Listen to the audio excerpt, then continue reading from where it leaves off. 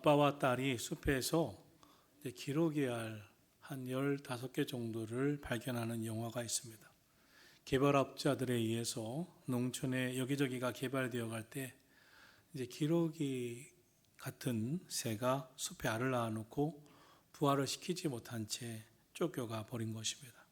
그런데 이 알을 아빠와 어린 소녀가 우연히 발견하게 됩니다. 그리고 이 소녀는 들고 집으로 와서 아빠의 도움을 받아서 이 알에서 새끼들을 부화시키게 됩니다. 그런데 이 기러기, 거위, 오리들은 태어나면서 처음 본 그 동물이나 사람을 어미로 기억하는 습성이 있다고 합니다. 자기들을 부화시켜 또 키운 이 소녀를 이제 엄마로 생각한 것입니다. 그리고 엄마를 쫓아다니면서 흉내도 내는 것입니다. 이런 습성을 영어로 임프린팅, 마음에 새겨넣는다, 각인시킨다는 뜻이 있습니다. 자기가 태어나면서 처음 본 것을 그대로 마음에 새겨놓고 각인시켜서 관심을 기울이고 그대로 따라한다는 것입니다. 그래서 여러분, 아주 어린 시절의 기억은 매우 중요합니다. 맹자의 엄마는 맹모 삼천지교라고 3번씩 아이 교육을 위해서 이사를 결정하게 됩니다. 왜냐하면 어린 맹자가 처음 태어나서 성장하던 곳은 공동묘지가 가까운 곳에 있던 집이었습니다. 그래서 친구들, 동무들하고 노는데 이 맹자가 장례 지내는 것을 늘 공동묘지에서 보고 와서 친구 중에 하나를 죽여놓고 장례 지내는 흉내를 내는 겁니다. 누구 하나가 오늘 이제 묘지에 묻힐 아이가 되고 장례 지내는 흉내를 보면서 놀았다는 것입니다. 그래서 엄마는 이런 사람이 죽고 장례 지내는 흉내만 내는 게 너무나 가슴이 아프고 이건 아니다 하고 이사를 결정하게 됩니다. 그런데 이번에는 시장 근처로 이사를 한 겁니다. 시장에서 물건 파는 모습을 지켜보고 친구들하고 노는데 매일 장사하는 거, 물건 파는 놀이만 하더랍니다. 흉내를 내는구나. 그래서 이번에는 서당 근처로 이사를 시켰다는 것입니다. 그랬더니 노는 게 공부 놀이를 하더랍니다. 공부, 한 명은 스승이 되고 또 아이들이 선생님 따라서 하는 학생이 돼서 공부 놀이를 하는 것을 보면서 이제 안심을 했다는 것이죠. 그것이 맹모 삼천지교라고 부르게 되는 것이죠. 어린아이들은 어려서부터 보고 어렸을 때 뇌에 각인한 것을 평생 그 마음에 각인되어 그것을 간직하고 살아간다는 것입니다. 요즘 촉법소년을 다룬 드라마가 있습니다. 상상을 초월하는 범죄가 어린 소녀들에게서 나타나는 그런 이야기입니다. 14살 미만의 촉법소년이기 때문에 이제 죄를 물지 않아요. 형벌을 주지 않아요. 감옥에도 보내지 않아요.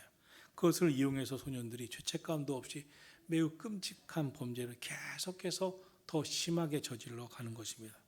그런데 이런 안타까운 일들은 이 아이들이 어린 시절부터 폭력적인 컴퓨터 게임, 폭력적인 영화를 보면서 그 마음에, 그 머리에 각인되어서 상상을 초월하는 범죄를 저지르고 있다는 것입니다.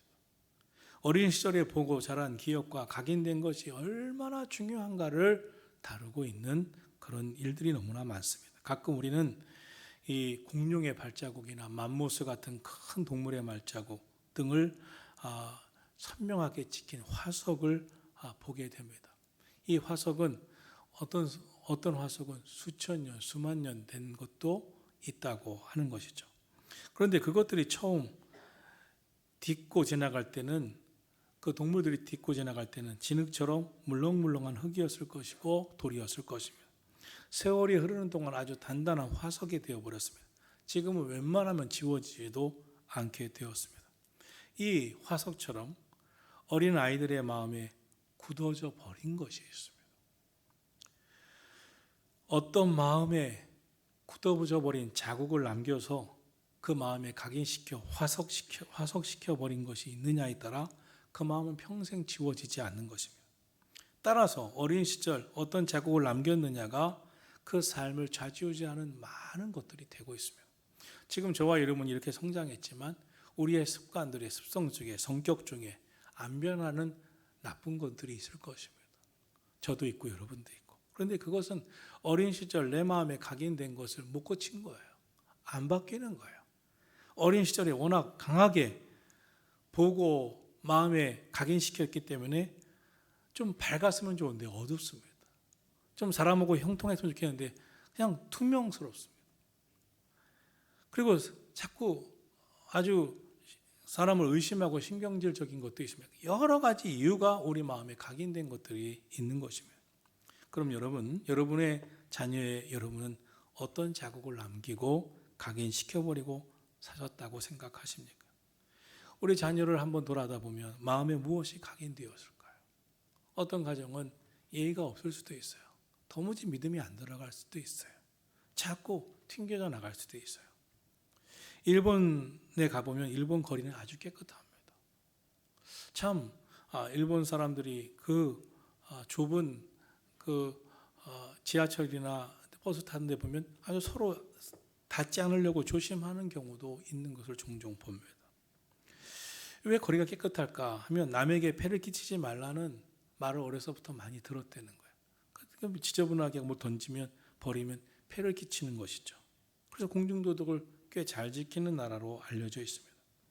미국 사람들은 자녀들에게 제일 많이 어려서부터 했던 말이 베풀고 살아라, 남에게 나누어 주어라. 그래서 미국은 세계에서 가장 기분 문화가 앞장서 있는 나라 중에 하나가 되었습니다. 나는 내 자녀에게 무슨 말을 가장 많이 하고 무슨 모습을 가장 많이 보여주고 어떤 태도를 가장 많이 보여줘서 그 마음에 아주 복된 자국을 남겼을까 한번 돌아봐야 할 것입니다. 한국의 한 가정경영연구소에서 자녀가 부모에게서 상처받는 말을 들은 이야기 베스트 5을 뽑았습니다. 자녀가 말한 것입니다. 첫째는 네가 잘하는 게 뭐가 있니? 둘째는 이 멍청한 자식. 셋째는 너 때문에 지겨워 못 살겠다. 넷째는 마음에 드는 게 있어야지 얘는 마음에 드는 게 없어. 다섯째는 썩 꺼져버려 이 자식아. 어떤 이는 우리가 살면서 하나 정도 들어봤을 겁니다. 가정에. 어떤 분은 손을 바짝 들면서 5개 다 들었는데요 하시는 분도 있을 겁니다. 어려서부터 이런 이야기 한두 번씩 안 듣고 성장한 사람이 우리 시대에 얼마나 되겠습니까? 혹시 지금도 여러분은 여러분 자녀에게 이런 말들을 내뱉고 있지는 않습니까? 한번 무의식 속에서라도 내가 들어왔기 때문에 할 수도 있을 것입니다. 돌아봐야 할 것입니다. 어린 자녀들은 어리기 때문에 마음에 금방 각인이 되고 화석처럼 자국이 남긴다는 것이죠. 이런 말들을 듣는 순간 마음에 깊은 상처를 받고 그 상처는 마음에 자국이 되어서 어른이 되어도 아물지 않는 평생의 고통이 되는 그런 자국이 된다는 것입니다.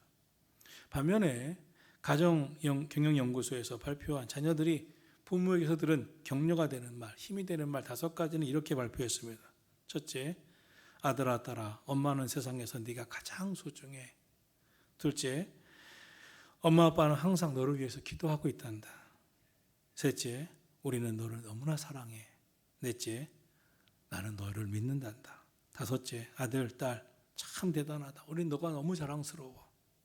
여러분, 오늘 가정의 달을 시작하는 5월 첫째 주일입니다. 동시에 어린이 주일입니다. 예수님은 오늘 우리에게 말씀하시기를 너희와 너희 자녀를 위해 울라고 말씀하셨습니다. 너희와 너희 자녀를 위해서 울라고 하는 것은 자녀를 위해서 눈물의 기도를 뿌리라고 말씀하는 것인 줄로 믿습니다. 바라기는 여러분의 기도가 눈물의 기도가 자녀들을 위해서 심겨지기를 예수님 이름으로 축원합니다.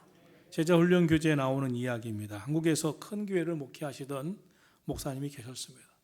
아들이 사춘기가 되어서 이제 술을 마시고 담배도 피고 소위 비행 청소년들과 어울리기 시작하면서 패싸움도 하고 다녔습니다.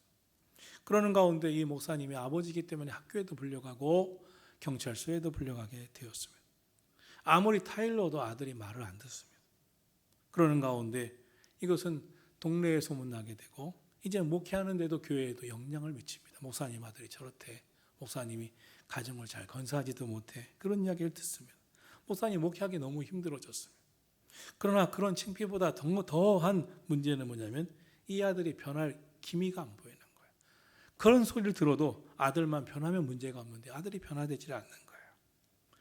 그러는 가운데 미국에 가서 목회하는 다른 목사님 친구와 전화를 하면서 미국에 와서 좋은 환경에서 한번 환경을 바꿔서 목회해보면 어떠고 아이를 키워보면 어떻겠느냐 그런 이야기를 들으면서 미국 목회를 결정하고 미국으로 가게 됩니다.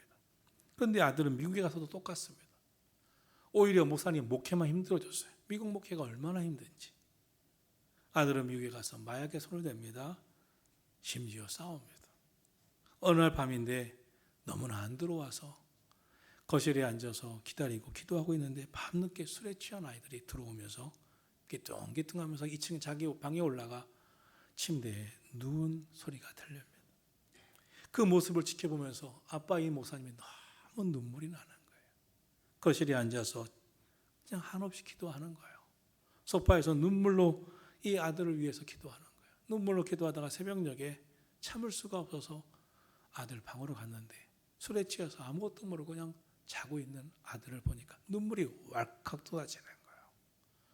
그리고 그 아들을 바라보는데 눈물이 뚝뚝 떨어지면서 기도가 나오기 시작한 하나님, 아들을 좀 변화되게 해달라고. 이 아들을 좀 불쌍히 여겨달라고. 그런데 그 아들을 지켜보는 아빠의 목사님의 눈물이 뚝뚝 떨어져서 아들의 얼굴 위에 쏟아지기 시작했어요.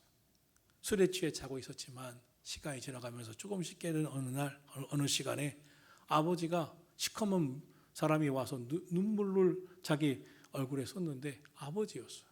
아버지가 울고 있어요. 아버지가 우는 모습을 잘 보지 못하다가 아버지가 통통 울면서 자기를 위해서 울면서 기도하는 모습을 보면서 이 아들은 마음의 심경의 변화가 옵니다. 아버지를 울게 할 수는 없지. 그리고 날이 이제 해가 뜨면서부터 이 아들은 조금씩 변화되고 다시 마음을 잡고 공부를 하면서 미국에서 신학대학을 나와 아빠처럼 목사가 되고 미국 교회 이 세대를 위한 목회자가 되었습니다. 여러분, 우리가 사람의 마음을, 자식의 마음을 무엇으로 바꿀 수 있겠습니까? 오늘 예수님은 그래서 우리에게 말씀하십니다. 너희 자녀를 위해 울라. 눈물로 기도하라는 것입니다. 성경에 수로보니게 여인이 나옵니다. 병들어버린 어린 딸을 위해서 예수님 앞에 간구하는데 무시를 당합니다. 개취급을 받습니다. 그러나 물러서지 않습니다. 자기가 상처받고 시험되는 건 문제도 아닙니다. 내 딸만 변화되면, 내 딸만 고침받으면, 내 딸만 새로워지면 그것이 엄마죠. 딸을 위해서 상처 좀 받고 시험 들면 어떻습니까? 엄마는 눈물로 간구합니다. 부르짖고 간구합니다. 결국 그 딸이 고침받습니다. 여러분, 우리가 그런 심정들이 되어야 할 줄로 믿습니다. 자녀들을 위해서 눈물의 기도를 드려야 할 줄로 믿습니다. 지금 이 세상에는 마음의 병이 든 자녀들이 너무나 많아요. 지금 우리나라는 세계에서 가장 많은 자살자, 특별히 20대 이하는 아주 단연 최고로 나와 있습니다. 20대 이하는 세계에서 최고 중에서 최고가 되어 있습니다. 지금 세상에는 마음에 병든 자녀들, 관계에 병든 자녀들, 영적인 질병이 든 자녀들이, 세상에 잘못된 문화에 빠져버린 자녀들이 너무나 많습니다. 저는 어려서부터 부모 세대의 교인들의 눈물을 보고 자랐습니다. 저도 새벽이면 우리 아버지 어머니가 새벽기도에 가시면서 저를 위해 머리에 손을 얹고 기도하시던지, 새벽기도 갔다 오시면서 저를 위해 기도하시던 모습이 늘 내 마음에 각인되어 있습니다. 어느 날에는 눈물로 기도하시는 아버지 어머니의 기도 소리도 들었습니다. 새벽이면 어느 시간에 기도해 주시나 하면서 잠결에도 막 생각이 나고, 아버지가 어머니가 나를 위해 기도하러 들어오시겠지 하는 생각이 계속 들었어요. 특히 아버지가 일찍 세상을 떠나신 후에는 늘 눈물로 기도하는 그런 어머니의 모습이 제 마음에 각인되어 있어요. 하나님, 예수님 믿고 사는 길밖에는 우리 가정에 살 길이 없어요. 그러면서 또 우는 거예요. 주님이 도와주셔야 돼요 하고 우는 거예요. 그래서 늘 눈물로 기도하시던 어머니의 모습이 내 마음에 기억이 되고 지금도 각인이 되어 있습니다. 그런데 저희 어머니만이 아니죠. 한국교회는 그렇게 성장해 왔습니다. 한국교회는 이렇게 의자, 예배당이 있지만 반드시 마룻바닥이 있었어요. 그런데 그 마룻바닥에 보면 성도들의 눈물 자국이 여기저기 흥건히 묻어 있었어요. 고개만 숙이면 눈물이 흘렀어요. 새벽 기도니 철야 기도니 금식 기도니 차가운 마룻바닥에 엎어져서 엄마들은 매일 울고 기도했어요. 먹고 사는 게 힘들어서 기도했고, 자녀들의 미래 때문에 기도했고, 눈물이 쏟아져 나와서 울면서 기도했고, 가정에 들어가면 가정폭력 때문에, 가정에서 핍박받는 것 때문에 울면서 기도하고 시집살이가 힘들어서 눈물로 기도하던 게 우리 부모님들의 세대의 모습이었어요.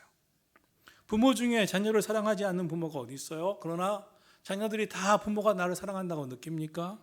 자녀들의 생각과 마음은 좀 다릅니다. 그럼 자녀인데 엄마 아빠가 정말 나를 사랑하느냐, 그걸 어떻게 알아요? 우리 크리스찬들은 엄마의 아빠의 눈물의 기도를 보면서 알아요.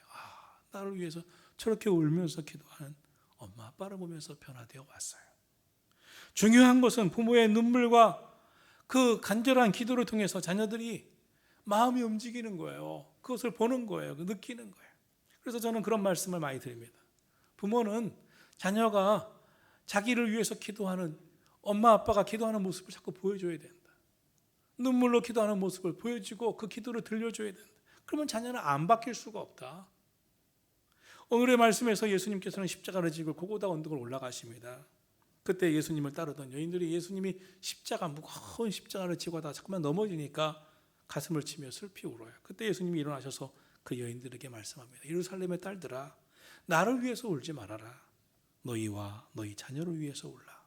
이것이 예수님이 부모된 우리들에게 하시는 말씀이에요. 그럼 왜 예수님이 너희와 너희 자녀를 위해서 울라고 말씀하셨을까? 이 말씀의 의미가 무엇일까요? 저는 첫째로 우리 자녀들이 살아갈 세상이 너무나 악하기 때문에, 또는 우리 자녀들이 살아가는 것이 이 악한 세상에서 쉽지 않기 때문에 정말 눈물로 기도하라고 하는 말씀을 하신 줄로 믿습니다. 특별히 예수님이 하신 말씀은 뜻이 있어요. 누가복음 19장에 보면 예수님이 예루살렘 그 모습을 보면서 막 우십니다. 예루살렘 성을 위해서 우신 이유는 예루살렘은 곧 멸망당할 것이기 때문에 그렇습니다. 예수님이 하늘로 승천하신 후에 주 70년경에 로마는 예루살렘 성전을 불태우고 파괴시킵니다. 예루살렘 도시를 완전히 박살내버려요. 남자들을 무참하게 사륙합니다. 여성들을 유린합니다. 심지어 아이들은 땅에 던져 죽이기까지 했습니다. 그 후 이스라엘이라는 나라는 없어져 버렸어요. 유대 나라는 없어졌어요. 그리고 유대인들은 그 학대에 전 세계로 흩어져 버렸어요. 1900년 가까이, 2000년 가까이가 지나간 1948년 이스라엘이라는 나라가 다시 탄생합니다.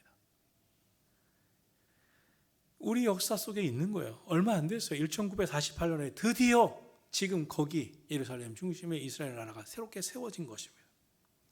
이런 길고 긴, 앞으로 있을 2000년의 긴 이스라엘 나라 자체가 없어지는 것을 아셨던 예수님은 너희 자녀들이 살아갈 그 세상, 예루살렘 성이 파괴되고 성전이 다 부서지는 그 시대를 살아갈 자녀들을 위해서 울라고 말씀하시는 의미이기도 합니다. 예수님은 십자가를 지시면서 당신이 겪는 고통보다도 앞으로 이 예루살렘에서 살아갈 사람들, 그 자녀들이 당할 고통을 생각하시면서 더 아파하셨어요. 그래서 나를 위하여 울지 말고 너희와 너희 자녀를 위해서 울라고 말씀하셨어요. 그런데 이것이 예수님이 말씀하시는 것이 그 당시의 예루살렘만이냐 말이죠. 우리 자녀들이 살아갈 세상은 어떤가요? 분명한 것은 지금 우리가 살아온 세상 힘들게 살아왔습니다. 경제적으로 힘들기도 했어요. 보릿고개도 겪었어요. 전쟁도 겪었어요. 일제시대도 겪었어요. 그러나 분명한 것은 모든 것은 다 나아져서 살기 좋지만 우리가 살아온, 정말 극복하면서 살아온 세상보다 우리의 후손들이 살아갈 세상은 더 어렵다는 거예요. 도덕 윤리가 완전히 황폐가 되어버렸어요. 촉법소년 얘기 좀 했지만 세상은 점점 더 황폐해져 가고 강팍해져 버리고 있습니다. 우리가 생각하지도 못했던 범죄들이 나오고 있습니다. 그런 질병들이 나오고 있습니다. 사람들은 그래서 못 살겠다고 스스로 목숨을 끊습니다. 그것도 점점 젊어져 가고 있습니다. 20대, 10대가 막 죽어져 가고 있습니다. 이런 세상을 살아가야 할 우리의 다음 세대를 위해서 우리가 할 게 무엇이겠습니까? 오늘 예수님 말씀하시잖아요. 너희 자녀를 위해서 눈물로 기도하라. 여러분, 우리 눈물로 기도할 수 있게 되기를 주의 이름으로 축원합니다. 사무엘상에 보면 엄마 한나가 눈물로 사무엘을 위해서 기도하고 낳고 키웁니다. 그리고 젖을 뗀 후에 성전에서 키웁니다. 그런데 이 사무엘이 사무엘상 12장에 훗날 이런 말을 합니다. 나는 기도하기를 쉬는 죄를 여호와 앞에 결단코 범하지 아니하겠노라. 이 말을 어떻게 하게 됐단 말이에요. 사무엘이 엄마의 매일 성전에 올라와서 기도하는 것을 본 겁니다. 엄마가 눈물로 기도하는 모습을 보고 자기를 그렇게 키우는 것을 보면서 엄마의 기도 소리, 기도 모습을 보면서 나도 평생 엄마처럼 기도하기를 쉬는지를 결단코 범하지 아니하리라, 그런 결심을 하게 된 줄로 믿습니다. 자, 한나의 엄마는 이 사무엘의 마음에 기도를 각인시켰어요. 성전 기도를 각인시켰어요. 여러분 자녀들에게 무엇을 그 마음에 각인시켰냐 말입니까? 자녀를 위해서 눈물의 기도를 하나님 앞에 심으시기를 주의 이름으로 축원합니다. 갈라디아서 6장 5절을 말씀합니다. 스스로 속이지 말라. 하나님은 업신여김을 받지 아니하시나니 사람이 무엇으로 심든지 그대로 거두리라. 자기 육체를 위하여 심는 자는 육체로부터 썩어질 것을 거두고 성령을 위하여 심는 자는 성령으로부터 영생을 거두리라. 어떤 부모는 말합니다. 제가 왜 그러는지 모르겠어요. 우리 딸이, 우리 아들이 왜 저렇게 어긋나는지 모르겠어요. 왜 몰라요? 왜 몰라? 무엇으로 심든지 그대로 거두리라. 자기를 위하여 육체를 위하여 심는 자는 육체로부터 썩어질 것을 거두고 성령을 위하여 심는 자는 성령으로부터 영생을 거두리라. 믿음을 심으셨습니까? 기도를 심으셨습니까? 성령을 위하여 심을 때 성령으로부터 영생을 거두게 될 줄로 믿습니다. 이제부터라도 우리 예수님 말씀을 따라 눈물의 기도를 심는 우리 모든 성도의 가정이 되기를 축원합니다. 둘째로, 우리가 사는 세상은 부모라도 어떻게 살아가야 하는지, 얘야 이렇게 살면 된단다, 자신 있게 자녀에게 말해주고 엄마처럼만 살면 돼, 아빠처럼만 살면 돼, 본이 되기 어려운 시대가 되어버렸습니다. 내가 살아도 한 치 앞도 몰라요. 나는 노년이 되어서 앞으로 어떻게 될지, 어떻게 살면 성공하는지 잘 몰라요. 어떻게 사는 것이 복된 것인지 잘 몰라요. 그런데 고민이 많아요. 나도 내가 어떻게 될지 모르는 고민이 많아요. 그래서 예수님은 너희와 너희 자녀를 위해서 울라, 이렇게 말씀하셨어요. 울어야 할 대상이 자녀이기도 하지만 먼저 우리 자신입니다. 부모라면 자녀를 위해서 울어야 됩니다. 그러나 지금 먼저 자신을 위해서 울 줄 알아야 합니다. 하나님, 내가 언행심사의 본이 되어야 되는데, 내 언행심사가 그 아이에게 각인이 되는데, 아들에게 각인이 되고 딸에게 각인이 되는데 내가 본이 되지 못해요. 내가 믿음의 본이 되지 못해요. 삶의 본이 되지 못해요. 자녀는 분명히 보고 자란 부모를 닮게 되어 있습니다. 그래서 자녀가 잘못된 모습, 삐뚤어진 모습을 보인다면 그것은 다 부모의 모습일 수밖에 없습니다. 자녀는 부모의 거울입니다. 우리가 자녀를 보면서 내가 이랬었구나, 내 말투가 이랬었구나, 내가 행동이 이랬었구나. 꼬마 아이들이, 유치원쯤 다니는 아이들이 친구들하고 밖에서 놀이터에서 노는데 여보 왜 이래? 한쪽에서 술 좀 그만 마셔. 애들이 뭘 본 겁니까? 걔들이 말을 창조했을까요? 아닙니다. 집에서 다 본 것이 각인된 거예요. 자녀는 부모의 거울입니다. 내 모습이 어떤가, 아이들의 모습, 말하는 것을 보면서 우리는 다 알 수가 있어요. 자녀는 그 부모를 따라서 살아갈 수밖에 없습니다. 그래서 얼마나 무섭습니까? 책임감을 느낍니까? 우리 먼저 바로 서야 할 줄로 믿습니다. 그래서 예수님 먼저 너희와 너희 자녀를 위해서 울라고 말씀하고 있습니다. 부모이면서 자녀를 위하여 내가 바로 서야 하겠다는 눈물이 없다면 지금 한참 잘못 살고 있는 거예요. 제가 삐뚤어지는 것은 지 탓이야, 이렇게 생각하면 한참 잘못된 것입니다. 내가 바로 서야 돼. 먼저 나를 위해서 울어야 돼. 내가 눈물로 나 자신을 바로 서기 위해서 기도해야 돼. 그래야 내 자녀들이 바로 살지. 쟤를 보니까 내가 잘못된 걸 내가 알았어. 여러분, 오늘 예수님 말씀하십니다. 너희와 너희 자녀를 위해서 울라고. 우리 눈물의 기도를 심으시기를 주의 이름으로 축원합니다. 셋째로, 자녀들을 세상의 그 어떤 말로, 그 어떤 세상 교육으로 제대로 양육할 수 없기 때문에 울어야 합니다. 사도 요한은 요한일서 3장 18절에서 우리가 말과 혀로만 사랑하지 말고 오직 행함과 진실함으로 사랑하자라고 말했습니다. 말과 혀로만 사랑하면 자녀들도 알아요. 말은 잘하시네, 말로만 하시네, 우리 엄마는 말만 해, 이렇게 다 알 겁니다. 우리는 행함과 진실함으로 해야 됩니다. 기도는, 특별히 눈물에 뿌려 기도하는 것은 진실함이 있어요. 서두에 말씀드린 그 이민까지 가서 미국에서 목회하시는 그 목사님이 아들 보면서 눈물을 그 마음에서 우러나서 우니까 아들이 아빠의 눈물을 보면서 변화된 거예요. 아빠가 우니까, 자기 위해서 우니까, 울면서 기도하니까 내가 더 이상 이렇게 살면 안 되겠구나. 우리의 눈물의 기도는 행함과 진실함이 있는 그 눈물의 기도는 말뿐이 아니라 행함과 진실함이 있는 눈물의 기도는 인생을 변화시키는 거예요. 여러분, 여러분의 가정이 이와 같기를 주의 이름으로 축원합니다. 러시아의 문호 톨스토이는 가정에서 행복을 얻을 수 없다면 그 어디에서도 그는 행복을 얻을 수 없다고 했습니다. 가정에서 행복도 얻을 수 없는 사람이 어디서 행복을 얻을 수 있습니까? 독일의 문호 괴테는 왕이나 백성이나 누구라도 가정에서 행복을 찾는 자가 가장 행복한 사람이라고 했습니다. 세상 어디에서 행복합니까? 천만의 말씀, 가정에서 행복해야 행복한 겁니다. 아무리 세상에서 놀고 즐겨도 가정이 불행하면 마음이 불편한 거예요. 돌아갈 가정이 불행한데 어디서 행복합니까? 가정의 중요성은 아무리 강조해도 지나치지 않습니다. 가정을 대신할 곳이 어디 있어요? 가정의 사랑을 대신할 곳이 아무 데도 없습니다. 가정이야말로 우리 가정들이야말로 지상에 있는 천국이 되어야 할 줄로 믿습니다. 그런데 여러분의 가정은 이 지상의 천국이 되고 있습니까? 우리 교회는 개척 초기부터 교회 7대 비전을 세워놓고 기도하는 게 있습니다. 그 하나가 가정이 천국 되도록 돕는 교회입니다. 성도의 가정이 천국 되도록 기도하는 교회, 믿음의 명문 가문 이루는 교회, 우리 자녀들을 성령 충만한 크리스찬 인재로 키우는 교회, 이것이 우리 교회의 비전입니다. 저는 성도 여러분의 가정이 가정 천국이 되기를 축원합니다. 믿음의 명문 가문 되기를 축원합니다. 여러분의 자녀들이 성령 충만한 크리스찬 인재들이 되시기를 예수님의 이름으로 축원합니다.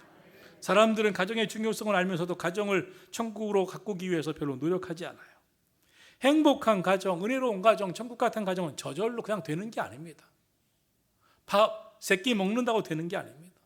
사랑하는 여러분, 여러분의 가정이 천국과 같은 가정이 되고 있고 사랑이 넘치는 은혜로운 가정이 되고 있는지 돌아보시고, 만약 가정이 천국과 같다면 분명 누군가 눈물의 기도를 뿌렸기 때문인 줄 알고 감사하고 계속해서 눈물의 기도를 심으시고, 만약 여러분의 가정이 불행한 삶을 살고 있다면 이제라도 눈물의 기도를 심어 분명 심은 대로 거두게 하시는 하나님의 은혜가 함께 하시기를 예수 그리스도의 이름으로 축복합니다. 이런 시가 있습니다. 아이가 비웃음을 받으며 성장하면 그 아이는 열등 인간이 될 것이다. 아이가 비평을 들으며 자라면 그 아이는 남을 저주하게 될 것이다. 아이가 적대감 속에 자라면 그 아이는 남과 싸우는 아이가 될 것이다. 아이가 참고 견디는 가운데 자라면 그 아이는 인내를 배우게 될 것이다. 아이가 칭찬 들으며 성장하면 그 아이는 자신감을 가지게 될 것이다. 아이가 사랑받으며 자라나면 그 아이는 감사할 줄 아는 아이가 될 것이다. 아이가 인정받으며 자라나면 그 아이는 자기를 사랑하게 될 것이다. 아이가 관용과 우정 속에 자라나면 그 아이는 세상을 사랑하게 될 것이다. 여러분, 자녀를 위해서 눈물의 기도를 드리시기를 축원합니다. 사랑하고 축복하시기를 축원합니다. 그리고 여러분의 가정에 모여서 하나님의 은혜를 나누는 믿음의 가정이기를 주의 이름으로 축원합니다.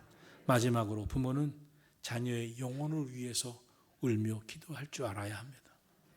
부모가 할 일은 우리 자녀들이 예수 그리스도를 십자가의 구원의 복음을 주신 예수님을 알게 하는 것, 예수님을 만나게 하는 것, 예수님의 말씀대로 살게 순종하게 하는 것이 우리의 삶의 중대한 과제인 줄로 믿습니다.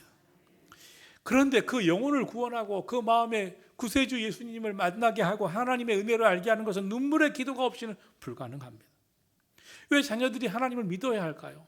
자녀들이 왜 예수님의 말씀을 그 마음에 간직하며 살아야 할까요? 우리는 이 세상을 살면서 아무리 자신하고 살아도 인간의 한계 상황에 처합니다. 불가능을 만납니다. 아무리 사람이 노력해도 이거 안 되는구나 하는 것을 경험합니다. 그때 하나님 믿는 사람은 알아요. 하나님이 도와주실 거야. 하나님이 함께 하실 거야. 하나님께 기도하면 응답하셔. 살아계신 하나님은 살아계시기 때문에 나와 함께 하셔. 그리고 기도하고 하나님께 간구하면 절망하던 마음이 소망이 생깁니다. 용기가 생깁니다. 살아볼 그런 마음이 생깁니다. 은혜를 경험합니다. 그리고 살아계신 하나님의 은혜가 임할 때 그의 삶은 열립니다. 사람들 중에 같이 최선을 다하지만 어떤 사람은 풀리고 어떤 사람은 안 풀리는 사람이 있어요. 풀리는 사람들 속에 가만히 보면 하나님의 은혜가 그곳에 있습니다. 여러분 가정을, 특별히 자녀를, 손주들, 후손을 위해서 눈물 뿌려 기도하기를 주의 이름으로 축원합니다. 그의 영혼과 삶에 하나님의 은혜가 함께 하시기를 위해서 우리가 할 게 무엇입니까? 여러분, 세상에서 많은 유산을 남겨도 하루아침에 쏟아버리는 아이들이 있습니다. 돈 얼마 줘도 그거 지키느라 서로 인색하게 사는 아이들이 있습니다. 그러나 우리가 믿음의 유산을 심어놓으면 하나님께서 30배, 60배, 100배로 축복해 주실 줄로 믿습니다. 사랑하는 아들을 위해서 10년 넘게 눈물로 기도하던 어머니가 있었습니다. 이 아들은 엄마의 기대대로 성장하지가 않았어요. 방탕한 사춘기를 보내면서 나가서 이미 10대에 거리의 여자들과 쾌락을 즐기면서 아이를 낳고 살았습니다. 그런 아들을 보니까 엄마가 얼마나 눈물 났겠어요.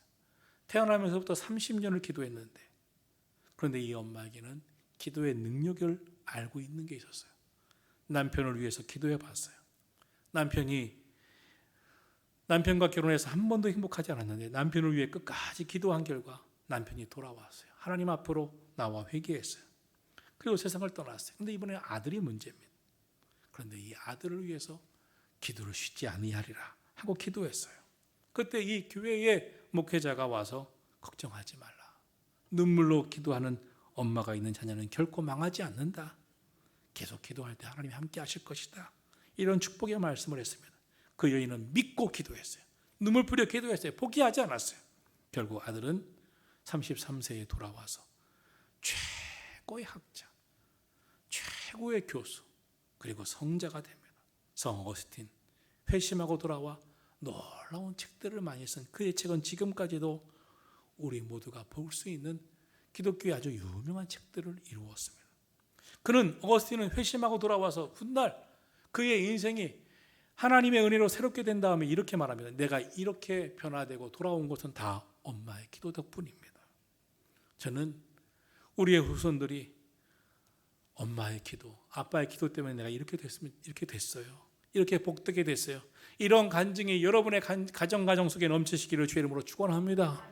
요한복음 14장 13절 너희가 내 이름으로 무엇이든지 구하든지 내가 시행하리라. 이는 아버지로 말미암아 아들로 영광을 받게 하려 하심이라. 하나님은 기도할 때 무엇이든지 이루어 주시겠다고 약속하셨습니다. 여러분, 우리 자녀들을 위해서 특별히 하나님 앞에 기도하시기를 축원합니다. 예수님 말씀하십니다. 너희와 너희 자녀를 위해 올라. 다윗은 역대상 28장에 아들 솔로몬을 위해서 감동적인 유언을 남깁니다. 아들아, 나의 하나님을 알고 온전한 마음과 기쁜 뜻으로 아버지의 하나님을 믿어라. 다윗은 나를 기억하라. 이 아버지가 얼마나 위대한 왕이었는지 기억하라 하지 않았습니다. 아버지의 하나님을 믿어라. 아버지의 하나님을 알아라. 아버지의 하나님을 믿고 섬기라. 신앙의 유산을 남기려고 힘썼습니다. 여러분 자녀에게 무엇을 남기겠습니까? 믿음의 유산을 남기시기를 주의 이름으로 축원합니다. 자녀들의 영혼을 위해서 기도하시기를 축원합니다. 자녀들의 무엇보다 영적 유산을 물려주기 위해서 애통하며 기도하는 선한 목자교회 성도들이 되기를 주의 이름으로 축원합니다. 자녀 양육은 세상의 교육이 아닌 무릎으로 하는 것입니다. 오직 하나님의 은총이 필요하기 때문입니다. 그러기에 자녀를 위해 살리는 기도 이상의 비결이 없습니다. 부모의 기도가 자녀를 위대하게 만듭니다. 부모의 기도가 부모가 죽은 뒤에도 여전히 효력이 있어 자녀들을 복되게 할 줄로 믿습니다. 자녀들에게 부모의 기도 소리를 들려주십시오. 부모의 기도 소리가 평생 귓전에 울리게 해주십시오. 부모의 기도의 모습이, 눈물의 기도의 모습이 그들의 마음에 각인될 수 있도록 눈물 뿌려 기도하기를 주의 이름으로 축원합니다. 부디 자녀들, 손주들을 위해서 눈물로 기도하는 부모가 되기를 축원합니다. 그리하여 자녀들이 하나님의 사랑받는 존재로, 이 땅에서 복된 존재로 살아갈 수 있도록 믿음의 선한 영향력을 끼치고 복된 은혜를 심을 수 있는 성도들이 되기를 예수 그리스도 이름으로 축원합니다. 기도하겠습니다.